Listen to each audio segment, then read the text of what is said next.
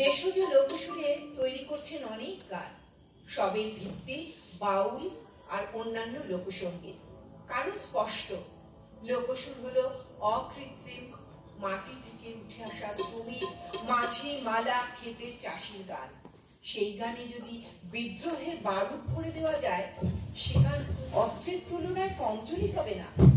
শাসকের বাধা দান, অনাচার, ধর্ম জিগির তুলে মানুষকে খেপিয়ে তোলার ট্র্যাডিশন সেকাল বেয়ে একালেও চলে এসেছে। সুর আর কথার অভিমুখ স্থির গন্তব্যে গিয়ে পৌঁছল। ব্রিটিশ শাসক হলো শশক ব্যস্ত। সেই সময়ের নিরিখে ব্যাপক প্রতিরোধের এই গানটি চলতি সময়ের প্রাসঙ্গিক। এখন সমবেত কণ্ঠে গাওয়া হচ্ছে সেই গান।